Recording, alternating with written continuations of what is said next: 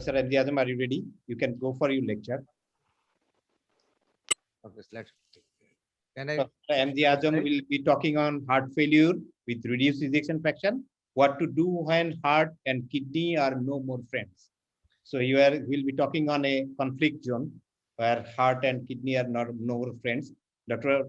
MG Azam is a professor of cardiology working in National Institute of Cardiovascular Disease. He is also the scientific secretary of BSCI. And Professor MG Azam, it's your time. Thank you, Mahmudullah Feroz, for your kind comments. Actually, we are running of time. That's why I just go for fast because most of the topics covered by my previous speaker very nicely and elegantly, and the very few point I can address to you. If left remain, then my next speaker will cover it. So let's see my talk when heart and kidney are no more friends. This is my disclosures, and if you see the left panel, heart failure continues to be a global disease by prevalence affecting almost around 25% of adult populations. Similarly, chronic kidney disease is also global epidemic with increasing prevalence affecting almost around 16% of adult population. The incidence of both conditions didn't decline in past decades, rather increasing day by day. The coexistence of heart failure and chronic kidney disease will increase challenge regarding various diagnostic and therapeutic measures, which is nicely described by Ramesh Gonzalez, and which accelerates our complications and increase the risk of death. And I think everyone we know Professor Guyton, who is one of the great cardiovascular physiologists of 20th century, who was famous for outstanding contribution to the crosstalk theory between the heart and kidneys. And he nicely said, when one organ becomes dysfunctional, the other may well be affected as well. So when heart and kidney are no more friends, then there is a lot of problem is there, and there is some crosstalk. If fail to crosstalk between the crosstalk, if you look at the crosstalk theory between heart and kidney, then various pathophysiological changes occurs. As we know, many patients with heart failure patient have underlying chronic kidney disease, and patients with chronic kidney disease are very much prone to develop cardiac failure. However, 55% of heart failure patients have eGFR less than 60 ml per minute. Most of the patients remain asymptomatic, and some patients may be symptomatic.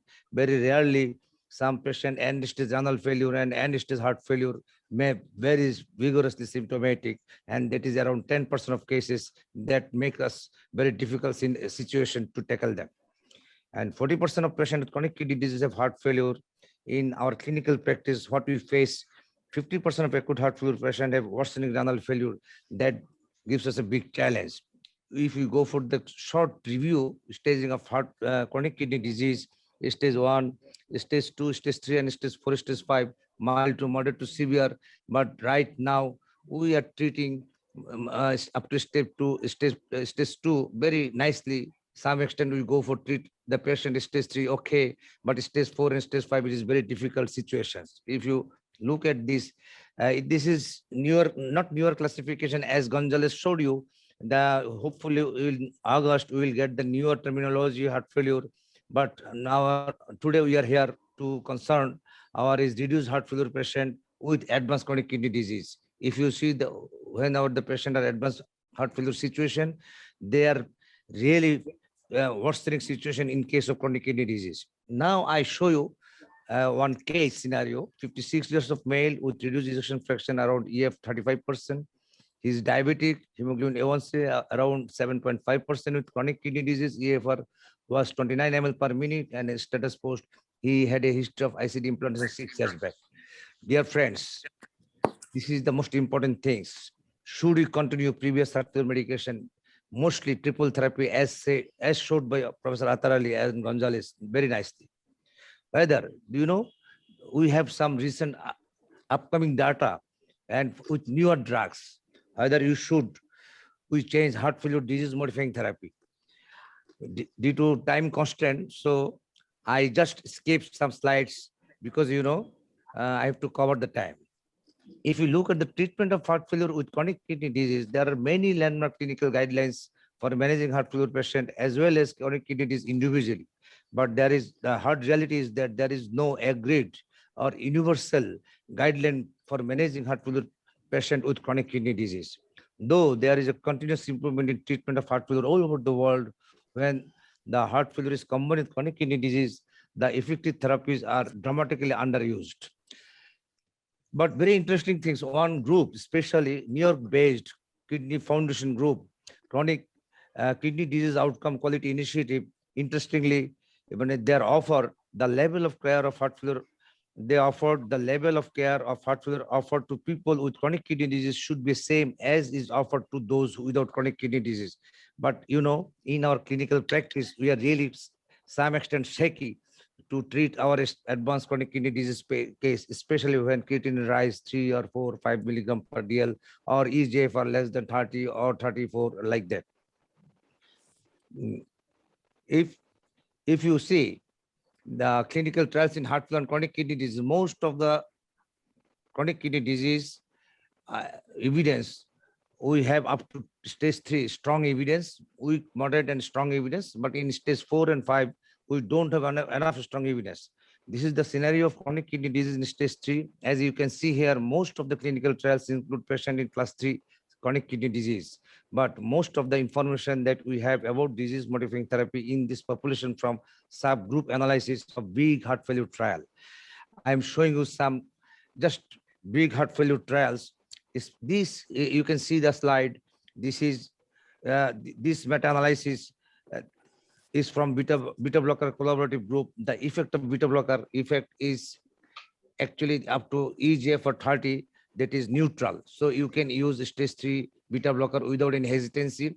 When you consider stage 4, then you can some extent need for further disease welcome you all with to this BD intervention. And if you look look enjoying at this this session, slide, and I can see more let than me show 80 you the people are evidence what we attending have at the for end of SC the inhibitor. second day. This is It's the a great data from session. SOLVE trial. Here you can see the enalapril, the effect of mortality of this patient with CKD was non-significant if you compared with those patients with chronic kidney disease, without chronic kidney disease. But interesting thing is that ACE inhibitor improve quality of life and reduce recurrence of hospital admission.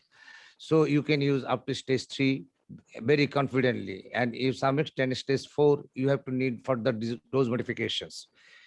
On the other hand, if you look at the CHARM trial, this is the evidence of CHARM trial with candesartan. As you can see, the benefit of candesartan was not related with the presence or absence of chronic kidney disease. The PARADIGM trial also have a very interesting subgroup analysis of patient with or without chronic kidney disease. And you can see here the benefit of sacubitril valsartan was independent of the presence of chronic kidney disease. Although in the population of sacubitril valsartan, it was observed an increased urinary albumin creatinine ratio, but these changes are not related to increased mortality. You can see here the MRAs at the disease modifying therapies nicely demonstrated by Gonzalez and are very important in patient with reduced ejection fraction heart failure patient. There is a lot of concern about their use in patient with chronic kidney disease because most of the trial exclude patient with chronic kidney disease stage 4 excluded.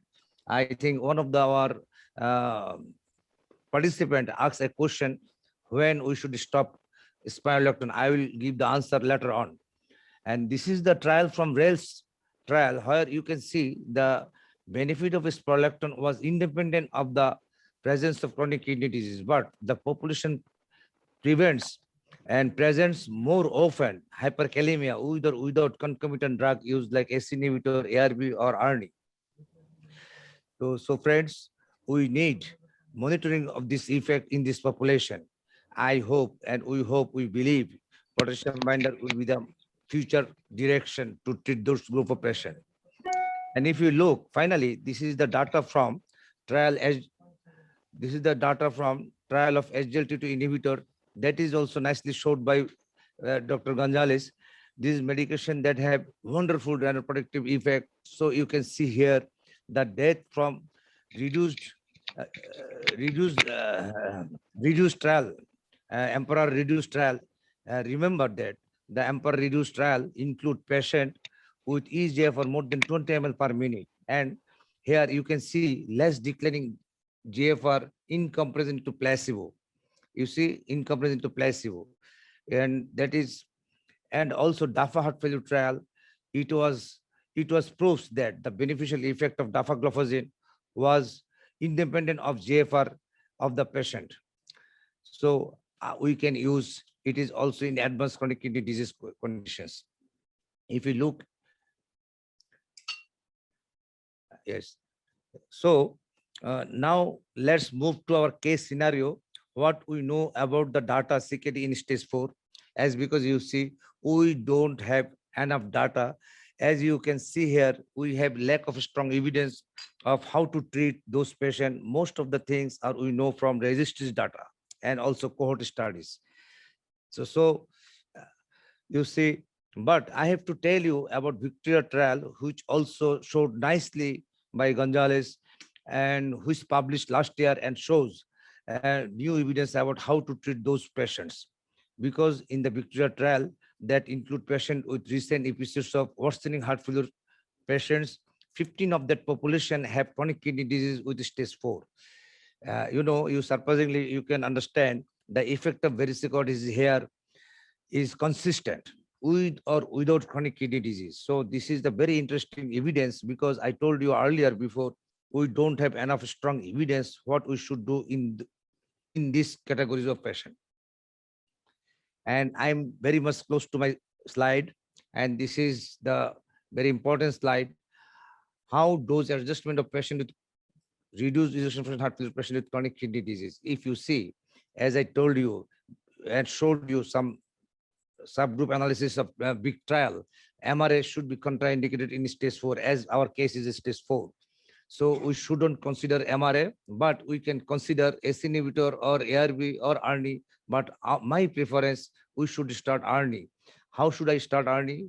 Low dose of ARNI we should start. Then we can escalate the dose as much as possible, 2 to 4 weeks interval by periodic follow-up. And if you consider beta blocker, no need of dose adjustment. On if you use bisoprolol, that time you should consider dose reduction. Otherwise, carbidiol and metoprolol succinate, no need to dose reduction. If you consider ACE inhibitor, most of the ACE inhibitor, when you try to institute, then you can consider half dose initially, but perindopril is not recommended. But in our Bangladesh, we are mostly used Ramipril, Ramipril. So in this Ramipril, we should start one-fourth of dose initially, then we can escalate the drugs. Regarding ARB, no dose adjustment, but don't consider it is fast. First, you should try to ACE inhibitor or ARNI as you like. But you have to remember, we should follow the patient with blood pressure, serum potassium, kidney function. If the patient have diabetes, as you should follow up also blood sugar level or hemoglobin A1C level. Now, I'm telling you, that is also important slide. When you institute any ACE inhibitor, ARNI or ARB, there are some extents. Initially, some kidney function sometimes deteriorated. Nothing to be worried. You just follow up very critically, try to see whether the creatinine level increase less than 30%. You should continue the drugs as before, until and unless symptomatic hypertension is developed. But you should be careful when 30 to 50% of raised creatinine level, then you should consider dose reduction and temporary withdrawal, and you can follow up critically. If more than 50%, you should stop, or eGFR less than 20, or irrespective of eGFR, if you have uremic symptoms, you should stop the drugs. So ladies and gentlemen, and dear my friends, you see the chronic kidney disease and advanced heart failure, coexistence of heart failure and chronic kidney disease around very advanced stage, 10% case. That is the our big problem in our clinical practice, and this worst combination leading to worse prognosis. So in my take-home message, care should be personalized for heart failure patient with reduced ejection fraction with advanced chronic kidney disease. Though we have limited evidence, but we should remember dose response uncertain for the benefits. But it is very important to close monitoring of blood pressure, heart rate, GFR, potassium is very important. And finally, Vericiguat can be a safer option for the patient with heart failure with chronic kidney disease. Sorry. And I believe everybody, the good physician treat the disease, the great physician treat the patient who has the disease. And as you know from the Gonzalez lecture, He told we hopefully we will get final recommendation from ACE in August. So hope the future is bright, and one day our corona pandemic is over and we will again meet in person. Thank you very much.